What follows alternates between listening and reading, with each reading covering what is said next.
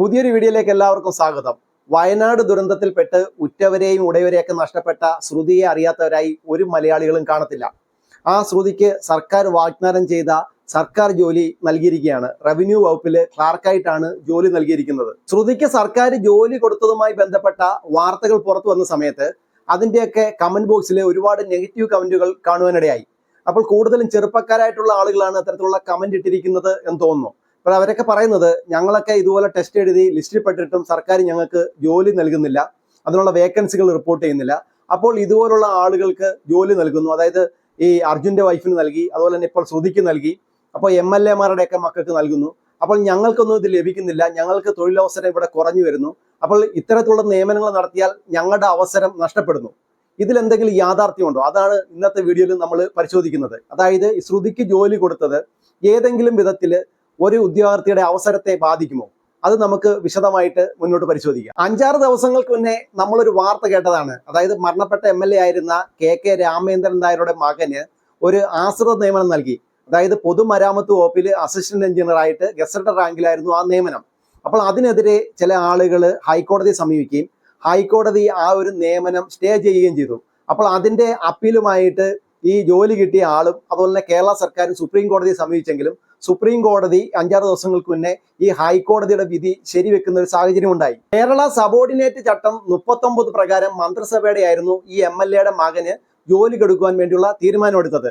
അങ്ങനെ പൊതുമരാമത്ത് വകുപ്പില് ഒരു അസിസ്റ്റന്റ് എഞ്ചിനീയറുടെ വേക്കൻസി ക്രിയേറ്റ് ചെയ്താണ് ആ MLA-യുടെ മകന് അവിടെ നിയമനം നൽകിയത്.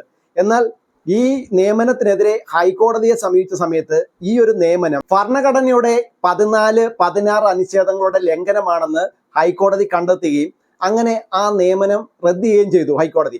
അതിനുശേഷം ഈ MLA-യുടെ മകനും സർക്കാരും സുപ്രീം കോടതിയെ സമീപിച്ചെങ്കിലും ഈ ഹൈക്കോടതിയുടെ വിധി ശരിവെക്കുകയും അങ്ങനെ MLA-യുടെ മകന് ജോലി നഷ്ടപ്പെടുന്ന ഒരു സാഹചര്യം ഉണ്ടാകുകയും ചെയ്തു. ഇത്തരത്തിലുള്ള ഒരു നടപടി എടുക്കുവാൻ കോടതി നിർബന്ധിതമായതിന്റെ ഒരു പ്രധാനപ്പെട്ട കാരണം എന്ന് പറഞ്ഞാൽ, ഒരു സർക്കാർ സർവീസിലിരിക്കുന്ന ഉദ്യോഗസ്ഥൻ സർവീസിൽ നിന്ന് മരണപ്പെട്ട് കഴിഞ്ഞാൽ അവരുടെ ആശ്രിതർക്ക് കൊടുക്കുന്ന ഒരു നിയമനമാണ് ഈ ആശ്രിത നിയമനം എന്ന് പറയുന്നത്.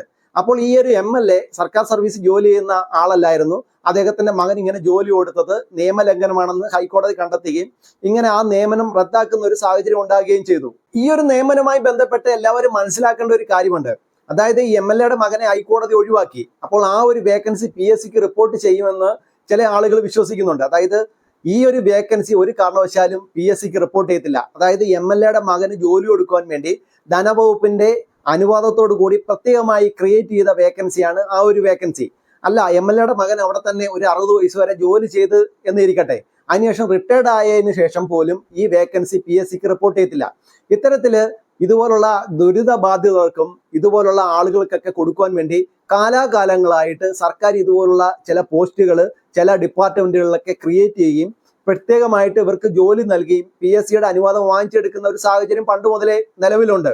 അപ്പോൾ ഇത്തരത്തിലുള്ള വേക്കൻസികൾ ഒരു കാരണവശാലും ഒരു ഉദ്യോഗാർത്ഥികളുടെ അവസരത്തെയും ബാധിക്കത്തില്ല. ഉദാഹരണമായിട്ട് ഒരു കാര്യം പറഞ്ഞു കഴിഞ്ഞാൽ, PSCക്ക് ഇതുപോലെ പൊതുമരാമത്ത് വകുപ്പിൽ ഒരു 100 അസിസ്റ്റന്റ് എഞ്ചിനീയർമാരുടെ വേക്കൻസി ഉണ്ട് എന്നിരിക്കട്ടെ.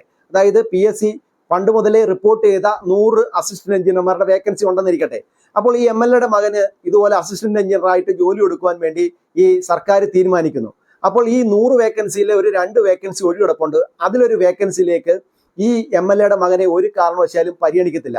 അതിനുള്ള ഒരു പ്രത്യേക കാരണം എന്ന് പറഞ്ഞാൽ, ഈ MLA-യുടെ മകനെ അത്തരത്തിലുള്ള ഒരു വേക്കൻസിയിലേക്ക് സർക്കാർ നിയമിച്ച് ഈ വേക്കൻസി, അതായത് നിയമിച്ച വേക്കൻസി അപ്രൂവൽ ചെയ്തെടുക്കണമെങ്കിൽ അത് PSC അംഗീകരിക്കണം. അപ്പോൾ PSCയിലേക്ക് ഇതിനെ നിയമിച്ചുകൊണ്ട് ഉത്തരവിറക്കി അങ്ങനെ ഒരു നോട്ടിഫിക്കേഷൻ PSCക്ക് വിട്ടു കഴിഞ്ഞാൽ ഇത്തരത്തിലുള്ള സുപ്രീം കോടതി അല്ലെങ്കിൽ ഈ ഹൈക്കോടതിയെ കണ്ടെത്തിയ പോലത്തുള്ള ചട്ടലംഘനം അതിനകത്ത് ഉണ്ടായതുകൊണ്ട് ഒരു കാരണവശാലും PSC ആ നിയമനത്തിന് അനുമതി കൊടുക്കത്തില്ല.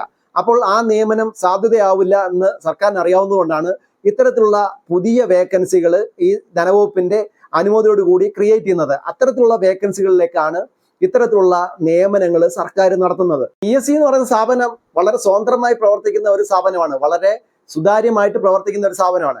അപ്പോൾ അവിടുത്തെ ബോർഡ് മെമ്പേഴ്സൊക്കെ രാഷ്ട്രീയക്കാരും ഉണ്ട് എങ്കിലും ഇത്തരത്തിലുള്ള നിയമനങ്ങളൊക്കെ നിയമ തടസ്സങ്ങൾ ഉണ്ടായതുകൊണ്ട് ഒരു കാരണവശാലും PSC അംഗീകരിക്കത്തില്ല.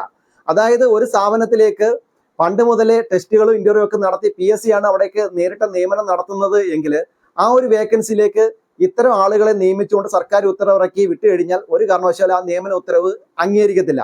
അപ്പോൾ ഇത്തരത്തിലുള്ള പ്രത്യേകമായിട്ടുള്ള വേക്കൻസികൾ സർക്കാർ ഇത്തരം ആളുകളെ നിയമിക്കുവാൻ വേണ്ടി പ്രത്യേകമായിട്ട് ക്രിയേറ്റ് ചെയ്യണം. ആ ക്രിയേറ്റ് ചെയ്യപ്പെടുന്ന പോസ്റ്റ് ഒരു കാരണവശാലും ഒരു ഉദ്യോഗാർത്ഥിയുടെ അവസരമായിട്ട് നൽകത്തുമില്ല. ഒരു ഉദ്യോഗാർത്ഥിക്കും ആ ഒരു ആളെ നിയമിച്ചുകൊണ്ട് ഒരു അവസരം നഷ്ടപ്പെട്ടു പോകത്തുമില്ല. ഈ പുതിയതായിട്ട് ഇതുപോലെ നിയമിക്കുന്ന ആളുകൾ റിട്ടയർഡ് ആയാൽ പോലും ആ ഒരു വേക്കൻസി റിപ്പോർട്ട് ചെയ്യില്ല എന്ന് ഞാൻ നേരത്തെ പറഞ്ഞല്ലോ. അങ്ങനെ പോലും റിപ്പോർട്ട് ചെയ്യപ്പെടത്തില്ല. ഇത് പ്രത്യേകമായിട്ട് സർക്കാർ ഇങ്ങനെ ക്രിയേറ്റ് ചെയ്യുന്ന പോസ്റ്റുകളാണ്.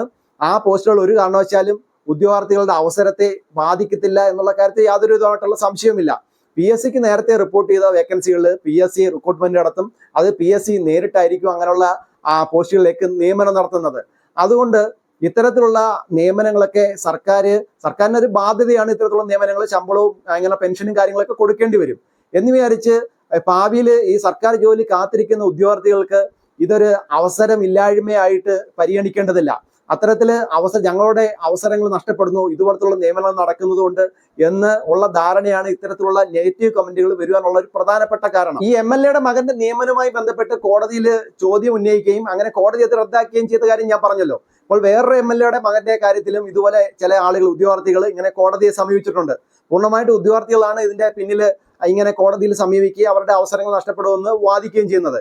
യഥാർത്ഥത്തിൽ ഇത്തരത്തിലുള്ള നിയമനങ്ങളൊക്കെ കോടതിയിൽ ചോദ്യം ചെയ്തു കഴിഞ്ഞാൽ അത് സർക്കാരിനെ സംബന്ധിച്ച് ചിലപ്പോൾ പരാജയമായി പോകാൻ സാധ്യതയുണ്ട്. അപ്പോൾ ഇതിന്റെ പിന്നിൽ ഇങ്ങനെ നമ്മൾ ചോദ്യം ചെയ്യാൻ പോകുന്നു എങ്കിലും ഇതിന്റെ പിന്നിൽ ഒരു ധാർമ്മികതയുണ്ട്. ആ ധാർമ്മികത നിലനിർത്തിക്കൊണ്ടാണ് ചില നിയമനങ്ങളൊന്നും ഈ കോടതികളിൽ ചോദ്യം ചെയ്യപ്പെടാത്ത ഒരു സാഹചര്യം ഉണ്ടാകുന്നത്. അപ്പോൾ ശ്രുതിയെ സംബന്ധിച്ച് പറഞ്ഞാലും അതുപോലെ അർജുന്റെ വൈഫിനെ സംബന്ധിച്ച് പറഞ്ഞാലും അവരുടെ കുടുംബത്തിന് ഒരു കൈത്താങ് ആവശ്യമാണ്. അത് സർക്കാർ കൊടുക്കേണ്ടത് സർക്കാരിന്റെ നയപരമായിട്ടുള്ള തീരുമാനവുമാണ്. അത് സർക്കാർ ചെയ്യേണ്ട ഒരു കാര്യമാണ്. അപ്പോൾ അതിനകത്ത് ധാർമ്മികത നിലനിൽക്കുന്നത് കൊണ്ട് മാത്രം അത്തരത്തിലുള്ള ചോദ്യങ്ങൾ ഉന്നയിക്കാൻ ആരും കോടതിയെ സമീപിക്കത്തില്ല. അങ്ങനെ ഉന്നയിച്ച ഒരാൾ പോവുകയാണെന്നുണ്ടെങ്കിൽ അയാള് ഈ സമൂഹത്തിൽ ഒറ്റപ്പെടും എന്നുള്ള കാര്യത്തിൽ യാതൊരുമായിട്ടുള്ള സംശയമില്ല. എന്നാൽ MLA മകനൊക്കെ ജോലി കൊടുത്തത് ചോദ്യം ചെയ്യപ്പെടേണ്ട ഒരു കാര്യമായിരുന്നു. അത് ചോദ്യം ചെയ്യപ്പെട്ടു. അപ്പോൾ അതിനകത്ത് ചട്ടലംഘനം കണ്ടെത്തുകയും ആ നിയമനങ്ങൾ റദ്ദാക്കുകയും ചെയ്തു. ഇങ്ങനത്തുള്ള നിയമനങ്ങൾക്കൊക്കെ ഇതുപോലുള്ള ചട്ടലംഘനങ്ങളുണ്ട് എന്നുള്ള കാര്യത്തിൽ യാതൊരു വിധമായിട്ടുള്ള സംശയമില്ല. അപ്പോൾ ഇതിന്റെ നിയമവശങ്ങളും ഇതിന്റെ സാധ്യതകളും കൃത്യമായി അറിയാൻ വയ്യാത്ത ആളുകളാണ് ഇത്തരത്തിലുള്ള നെഗറ്റീവ് കമന്റുകൾ എഴുതിയിടുകയും തങ്ങളുടെ അവസരം നഷ്ടപ്പെടുന്നുവെന്ന് വിലപിക്കുകയും ചെയ്യുന്ന ആളുകൾ. അത്തരത്തിൽ ആരുടെയും അവസരങ്ങൾ നഷ്ടപ്പെട്ടു പോകത്തില്ല എന്നുള്ളതാണ് നമ്മുടെ ഈ നിയമങ്ങളൊക്കെ, അതായത് PSC നിയമങ്ങളും അല്ലാതുള്ള നിയമങ്ങളും ഒക്കെ നമുക്ക് മനസ്സിലാക്കി തരുന്നത്.